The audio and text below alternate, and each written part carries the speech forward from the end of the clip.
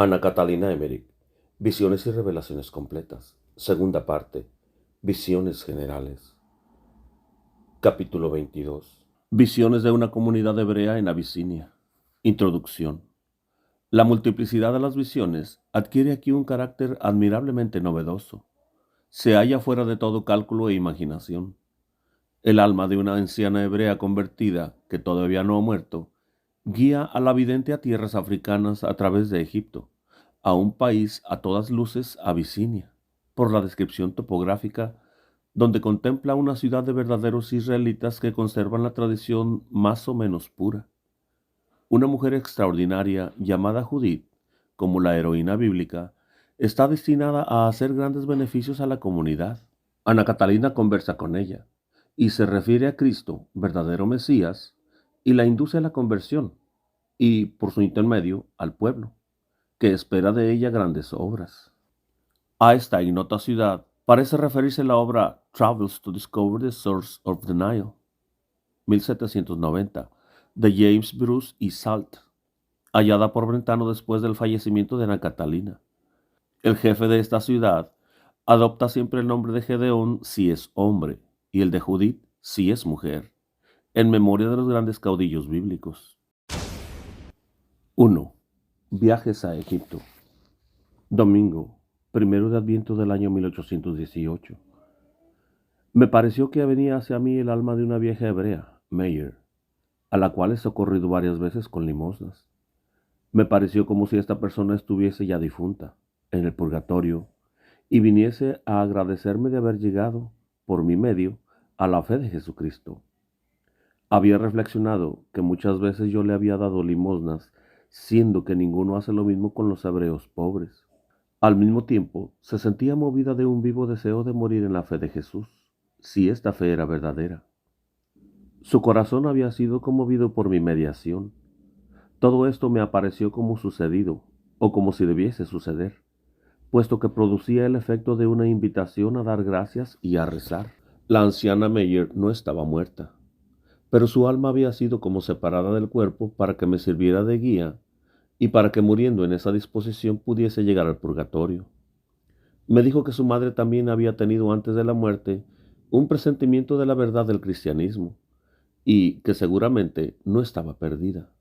Vi, en efecto, el alma de su madre, como amurallada en un lugar oscuro y doloroso, donde no recibía socorro alguno, sin posibilidad de ayudarse a sí misma y sin poder ser ayudada en modo alguno por otros. Junto a ella, arriba y abajo, estaban innumerables almas en la misma condición. Experimenté el alegre presentimiento de que ninguna alma se perdía de aquellas que solo por ignorancia no conocían a Jesús, aunque no tuviesen un determinado deseo de conocerlo, siempre que no viviesen en pecados graves. El alma de aquella hebrea me dijo que quería llevarme a un lugar de donde procedía su familia y del cual sus antepasados, por parte de la madre, habían sido echados, quizás por inhumana crueldad. Me dijo que quería llevarme a donde vivían personas de su fe, entre ellas algunas muy piadosas, que, como no recibían nunca admoniciones ni enseñanzas, se mantenían en sus errores, y que yo tratara de conmover sus corazones. La seguí de buena voluntad. Aquella alma aparecía mucho más hermosa de lo que es ahora, que aún vive. Mi guía celestial estaba a mi lado, y todas las veces que la hebrea me decía alguna cosa que no fuese absolutamente cierta, por error de ella, yo veía que mi guía resplandecía más y le oía decirme la verdad. Me parecía que ella se hubiese dado cuenta de la presencia de mi guía, porque me preguntaba con ávida curiosidad: ¿quién te ha dicho eso? ¿Ha sido el Mesías? Nos pusimos en marcha, en dirección del mar, pasando por Roma. Atravesamos Egipto. Aquí no he visto abundancia de agua, sino solo he visto correr en medio del país un río largo y blanquecino que a menudo se desborda. Allí donde el agua se inunda se vuelve fecundo, el Nilo. De otro modo, toda aquella extensión aparece arenosa, árida y cubierta de médanos de arena que son llevados por el viento. En medio del desierto se levantan grandes construcciones, tan largas, macizas y altas, que no se encuentran parecidas en otra parte, de grandes y pesadas piedras. No son propiamente casas. Internamente están llenas de subterráneos y corredores, donde se encuentran inmensa cantidad de cuerpos muertos. Todo esto difiere mucho de los subterráneos sepulcrales de Roma. Los cadáveres están aquí, en Egipto, enteramente fajados como niños. Son rígidos y duros, de color gris oscuro, y sobre ellos están dibujadas toda clase de cosas. Sobre los muros de estos edificios se ven aquí y allí esculpidas figuras rígidas de forma de trabajo tosco. Fui llevada adentro de uno de estos edificios y vi muchísimos cadáveres, pero entre ellos no había siquiera uno solo que resplandeciese. Marchamos siempre hacia el sur, sobre grandes desiertos de arena, donde vi muchas veces, en rápida carrera, diversos animales de piel manchada de varios colores, semejantes a gatos de gran tamaño. Vi también desparramados sobre montecillos ciertas construcciones altas, de forma redonda, cubiertas de paja, con torres en torno de ellas. Proseguimos hacia la altura, sobre la arena blanquecina, donde había piedras verduzcas y lisas como cristales. Llegamos a una región montañosa muy recortada y áspera, que se levantaba cada vez más. Me causaba maravilla que fuese tan fértil en algunos lugares, en medio de aquellas rocas. Subiendo siempre, fuimos a parar a una grande y extraordinaria ciudad llena de hebreos. Esa extraña ciudad sería la tribu abisinia de Falascha, que mantiene muchas costumbres judaicas, donde una princesa de nombre Judith destruyó el templo de Axum. Esta ciudad no tiene nada de parecida con cuantas he visto antes, por la angustia, la oscuridad, el número, la extraña y embrollada distribución de calles y casas. No es posible recorrer ningún punto de esta ciudad con vehículos o coches. Por dentro se ven aquí y allá levantarse inmensas cumbres de montes y escollos, de tal manera que parece que habrían de precipitarse sobre las casas de abajo. Todo está lleno de cuevas, de grutas y de cavernas abiertas en la viva roca. Más bien que una ciudad, se podría decir que es una inmensa montaña llena de cavernas, torres, subterráneos y habitaciones cuadrangulares abiertas en la roca y dispuestas sobre y debajo de la superficie. Entramos en ella sin tocar el suelo, pero tampoco por encima de las habitaciones, sino más bien recorriendo un espacio inmenso a lo largo de las calles, siempre subiendo. Me parecía como si el todo fuese vacío internamente o por debajo, y tuviese que deshacerse y caer en el precipicio. Parece que allí no había ningún cristiano, solo en un ángulo extremo del monte habitaban hombres que no eran judíos. He visto a un lado del edificio de piedra, grande, alto, cuadrado, abierto arriba con aberturas redondas guarnecidas de barras de hierro. Me parece que era un templo judío. Aquí y allá, sobre sus casas o a sus pies, se veían jardines extendidos sobre las superficies planas de los escollos. El alma de la anciana Meyer me contó durante el camino que era verdad que los hebreos, en la antigüedad, y aún entre nosotros, habían matado a muchos cristianos y especialmente niños, porque empleaban la sangre de ellos en toda clase de supersticiones y brujerías. Ella también había creído que eso era necesario. Ahora había aprendido que todo eso no es más que vergonzosa superstición y verdadero asesinato. Entre nosotros y en otras comarcas, los hebreos lo practican aún ahora, pero con el mayor sigilo porque tienen que tener necesariamente comercio con los cristianos. Apenas llegamos a esta ciudad, inmediatamente junto a la puerta, entramos por un grupo largo y estrecho de habitaciones, donde era peligroso caminar, puesto que lo que parecía calle con salida cerrábase en un ángulo lleno de agujeros y cavernas, que terminaba en los escollos. En torno de estas aberturas se veía cierta cantidad de figuras esculpidas. Yo tenía la persuasión de que aquí se había asesinado a más de una criatura humana, y que pocos viajeros podían salir con vida. No penetré en aquellas cavernas. Tenía un sentimiento de horror, y no podía decir cómo hemos salido de tales sitios. 2. Va a casa de unos descendientes de Judith. El alma de la hebrea Meyer me dijo que quería conducirme a casa de una familia muy piadosa, donde vivían casi como santos. Me dijo que todos los habitantes de aquella ciudad hebrea miraban a esta familia como una esperanza, como si de ella nacería un protector y quizás el Mesías. Me dijo que era una familia muy piadosa, como todos los que más íntimamente la frecuentaban, y que me la quería hacer conocer. Avanzamos por aquella montañosa ciudad, en la cual habíamos penetrado por el lado norte, y subiendo, nos dirigimos hacia el oriente. Llegamos a una amplia llanura. Se veía allí una línea de habitaciones, en cuya extremidad meridional la plaza estaba limitada por un edificio muy amplio de aspecto muy sólido, sobre el cual se levantaban 9 cumbres de montañas y jardines. El alma de la hebrea me dijo que allí habitaban 7 hermanas, descendidas de Judith, y la mayor de ellas era aún soltera, y se llamaba también Judith. Me dijo que la ciudad entera esperaba que un día había de ser lo que Judith fue para sus antepasados. Esta habitaba en aquella construcción fortificada y grande que cerraba la plaza. El alma me rogó que me mostrara benévola con estas personas que nada sabían del Mesías, para conmover sus corazones como ya había conmovido el suyo. Olvidaba decir que era de noche cuando atravesamos la ciudad y que en todas las cavernas y ángulos he visto criaturas humanas durmiendo. He visto que muchos del pueblo eran simples y piadosos, muy diversos de los judíos que habitaban entre nosotros. Parecían mucho más libres y nobles, y en parte me parecían tan diferentes como es el oro en comparación con el plomo y el cobre. Con todo, he visto entre ellos mucha superstición, maldad y espantosa suciedad, como también brujería. 3. Las hermanas de Judith. Después que llegamos a la plaza, penetramos primeramente en la casa de una de las 7 hermanas. Estaba situada en un ángulo y, atravesando un patio redondo, penetramos en un espacio cuadrado, donde aquella señora tenía su cama.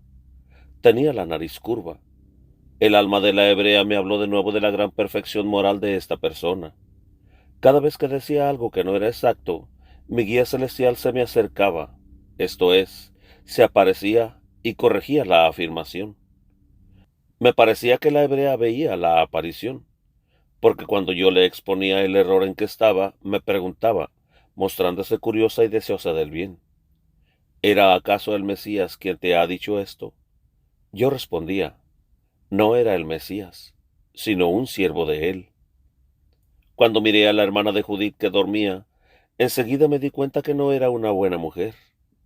Vi que era una adúltera maliciosa, que ocultamente recibía a otros hombres. Ella tuvo, al parecer, un sentimiento de nuestra presencia, puesto que despertó y miró en torno, espantada. Se levantó luego y anduvo vagando de aquí para allá en el palacio. Dije al alma de la hebrea que tenía que ver en qué mala situación se encontraba esa persona. Cuando lo hubo notado, se mostró maravillada y preguntó si también eso me lo había dicho el Mesías. Fuimos luego a casa de las otras 6 hermanas, que tenían también la nariz curva, pero la una menos que la otra.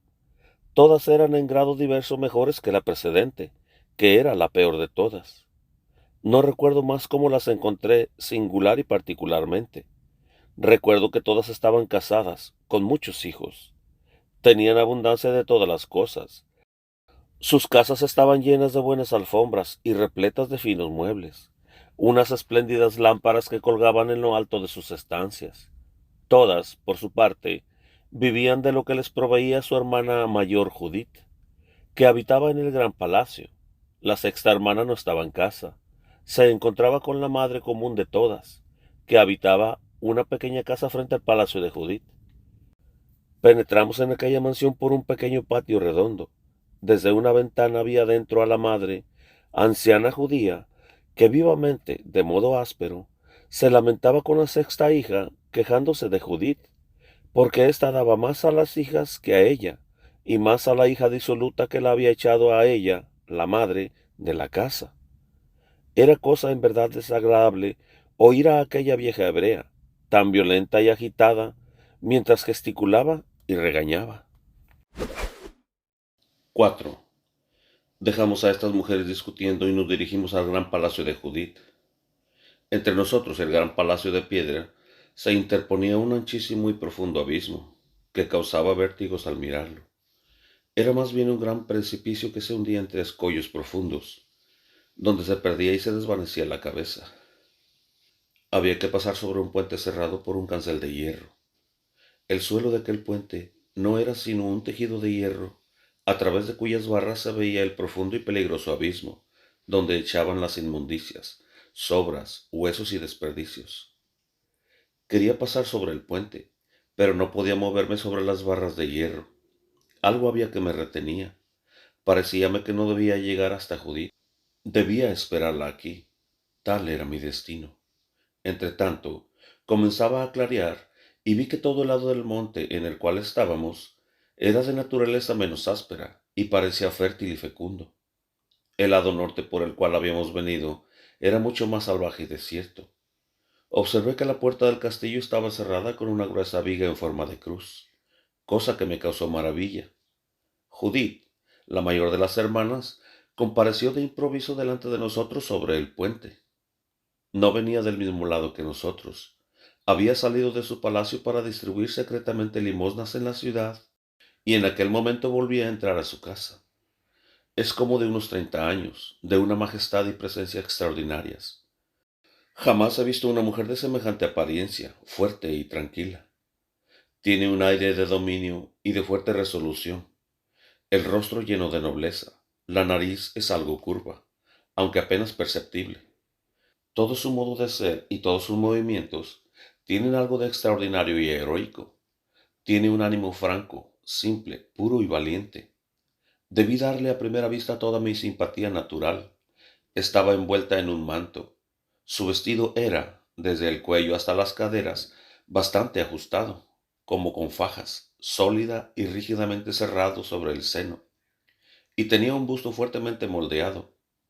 En el cuello llevaba una cadena de oro o cosa parecida, y gruesas perlas pendían de las orejas. Las mangas del vestido eran amplias, y llevaba cadenillas y broches. El vestido exterior era largo, de una tela a franjas, de varios colores. Llevaba en la cabeza un turbante variopinto, y tenía velo. Del brazo pendía un cesto algo grande y transparente, de mimbres negros con bordes blancos. Esta mujer estaba a punto de entrar en su casa al volver de la excursión nocturna, cuando se dio cuenta de mi presencia. Me pareció muy espantada y retrocedió, sin darse a la fuga, exclamando poco más o menos, «Dios mío, ¿qué queréis conmigo? ¿Qué significa esto? ¿Qué es lo que me sucede?» Bien presto reaccionó y me preguntó quién era y cómo había llegado hasta allí. Le dije que era cristiana y virgen consagrada a Dios, y que había sido conducida hasta allí porque se encontraban buenas criaturas humanas, deseosas de la salvación eterna, pero que se apartaban de las oportunas enseñanzas.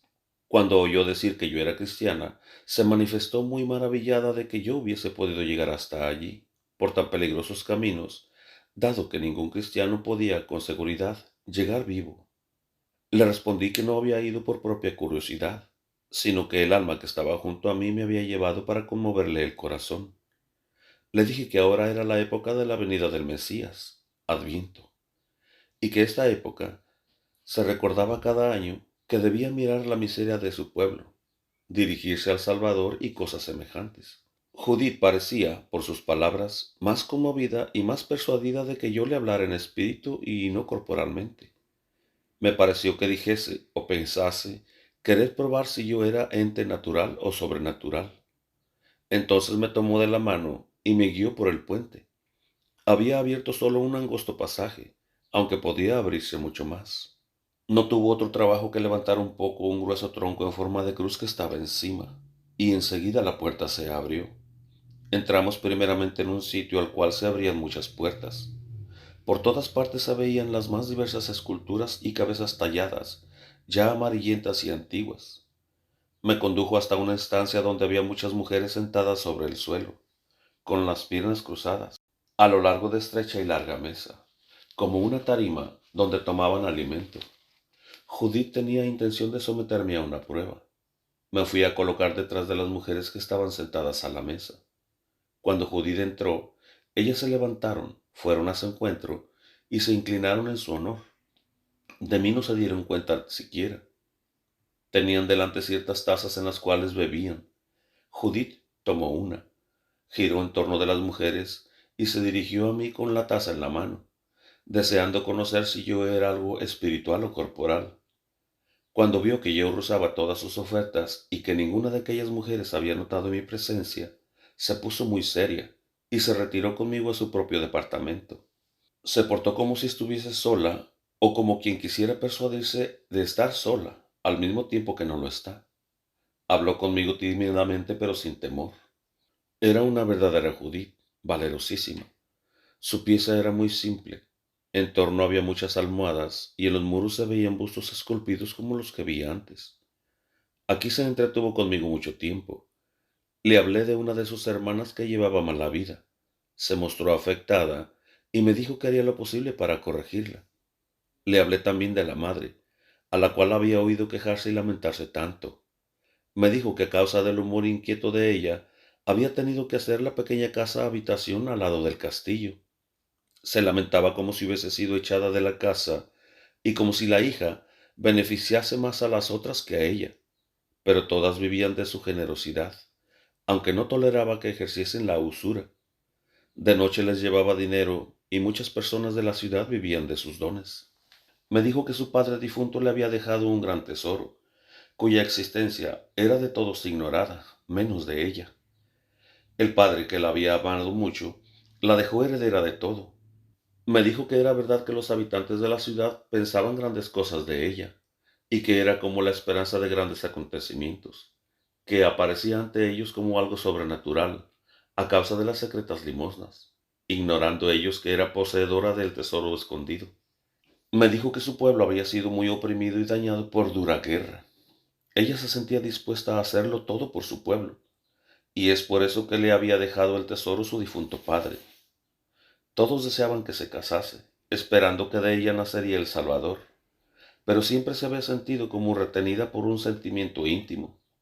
Dijo que jamás había sentido cosa semejante a la que sentía en este momento, con mi aparición, y que presentía que el Mesías bien pudiera haber nacido ya en la persona de Cristo. Dijo tener intención de examinarlo todo más a fondo, y cuando lograse convencerse plenamente, trabajar para que todo el pueblo entrase por el camino de la salvación. Dijo estar convencida que todos seguirían su ejemplo, y quizás sería esta la salvación que de ella se esperaba. Luego, por una puerta secreta del piso de su estancia, me condujo a una especie de subterráneo. Tenía una lámpara en la mano y me mostró su grandísimo tesoro. Jamás he visto reunido tanto oro. El piso y el pavimento parecían de oro.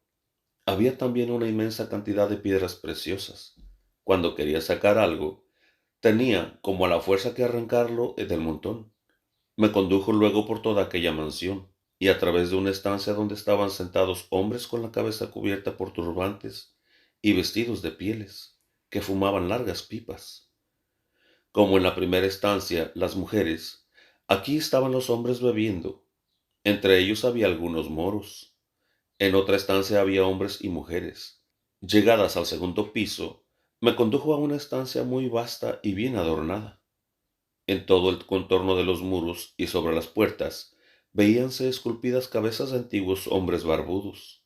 Eran de color amarillento y tenían algo de venerables en sus lineamientos. En esta pieza había muchos muebles de formas maravillosas, todos antiguos y esculpidos con gran arte. Me vino a la memoria la iglesia de los jesuitas de Quessoy, pero aquí aparecía todo hecho con mayor arte y perfección. En el centro pendía una gran lámpara y en torno se veían, creo, otras 7 lámparas. Había también algo así como un altar con rollos encima. Era un lugar verdaderamente maravilloso. Muy cerca de esta estancia había otra, donde estaban acomodados hombres viejísimos y endebles que eran albergados y atendidos. De este punto se podía subir a caminar sobre la terraza del edificio. Detrás del palacio se extendía, en terrazas opuestas, un jardín que subía hacia lo alto del monte con toda clase de compartimientos. Se veían adentro grandes árboles cortados con arte y extendidos. Judith me condujo, por aquel lado, afuera del palacio, y subimos siempre más alto. Me indicó en lontananza viejas murallas en ruinas, con torres destruidas, y me dijo que hasta allá se extendían los confines de su pueblo, pero que habiendo sido vencidos y rechazado por un pueblo vecino, su pueblo tenía que esto sucediera otra vez, y así esas ruinas le servirían de aviso. He visto estos muros y en lontananza un espacio cubierto de agua. Proseguimos siempre subiendo, pasando por angostos caminos y maravillosos edificios. A menudo los escollos se sobreponían, de modo que las casas y los árboles de los extremos parecían caer sobre nosotros. Llegamos a otra parte de la ciudad, donde se veía un alto y áspero escollo, como una muralla, al cual se subía por gradas cavadas en la piedra. De vez en cuando salían de ahí vertientes de agua clarísima. Judith me dijo que se decía que esta ciudad había sufrido mucho por falta de agua, y que en tiempos antiguos un cristiano, que había vivido en este país, un hombre maravilloso, había bajado de este escollo, lo había herido con su vara, y que había surgido esta vertiente de agua, socorriendo así al miserable pueblo de sus extremas necesidades. Esta fuente fue luego dirigida por diversos canales para uso general. Ahora estos canales ya no daban más agua con excepción del primero. 5. Visita otros pueblos y tribus nómadas. Aquí, cerca de esta vertiente, me dejó Judith. Ella volvió atrás y yo seguí mis viajes. No nos hemos despedido una de otra. Ella parecía como si se moviese a caminar, soñando, y se separó de mí como si ya no me viese más. Mi camino siguió aún mucho tiempo en su vida, y vi aquí y allá árboles, al pie de los cuales había grandes frutos amarillentos, y vi muchos campos fecundos, bellas flores, y también muchas abejas, aunque eran colmenas diferentes de las nuestras, esto es, cajas cuadradas, agudas hacia la cumbre, de color negro, como si estuviesen untadas con alguna sustancia. Me encontré entonces fuera del monte de los judíos, y vi aquí y allá hombres que vivían bajo grandes y extensos árboles, como bajo el techo de las casas. Tenían consigo muchos utensilios. Los vi hilar. Tenían instrumentos con los cuales parecían tejer. Sus ganados, entre los cuales he visto algunos animales como los de los magos de Oriente, vagaban de aquí para allá por la campiña. Había también asnos gruesos y nervudos. Los animales se mostraban muy domesticados con los hombres. Estos pueblos habitaban, en parte, bajo tugurios cubiertos de mantas suspendidas. No quedaban mucho tiempo en un mismo lugar y se desparramaban por todas partes pastoreando a sus animales. Llegué, también, pasando por entre piedras y ramajes, a un vasto espacio subterráneo situado no sé dónde, que semejaba una cantina, bien conservado, apoyado sobre muchas columnas bajas y cuadradas, sobre las cuales estaban esculpidas toda clase de imágenes e inscripciones. Había dentro algo así como un altar, es decir, una piedra grande, encima de la cual y en torno habían excavado aberturas como hornos, y me maravillaba de que la gente no se sirviera de este hermoso espacio. Los pueblos que habitaban en los entornos eran muy buenos y simples, y crecían admirablemente en aquello que tenían por verdadera fe. Finalmente llegué a la orilla del mar, pasé sobre él y volví a mi casa. 6. Visión de un lugar maravilloso. Estuve con Judith en los montes de la luna. Había habido ahí un gran cambio. Mientras antes, por la plaza donde habitaban las hermanas, se llegaba al castillo de Judith, pasando por un puente sobre un profundo abismo, ahora el abismo ya no existe. Estaba relleno, pues se podía llegar directamente al castillo. Judith, que me pareció mucho más avanzada en edad, estaba también más próxima al cristianismo, o era ya cristiana en su interior, aunque posiblemente no hubiese sido bautizada. Si allí hubiese un sacerdote, de seguro lo sería. En aquella pieza donde la había visto tomar café, surgía algo como un pequeño altar. Sobre él yacía un niño dentro de un recipiente, y delante había una cavidad, como una taza excavada en el altar, donde vi una pequeña cuchara junto a un cuchillo de hueso o de piedra. Sobre el altar pendían lámparas, y había en torno atriles cubiertos de rollos. Ella estaba allí dentro rezando con muchas personas más jóvenes y tenía un anciano de ayudante. Todo esto indicaba que había nacido en ella la convicción de que el Mesías había ya venido. No he visto ninguna cruz. En la estancia de arriba, de donde pendían aquellas antiguas cabezas esculpidas, hallábanse reunidos los antiguos judíos, separados de ella. Mucho había extraído del tesoro del subterráneo, puesto que Judith distribuía bastante limosna entre los pobres.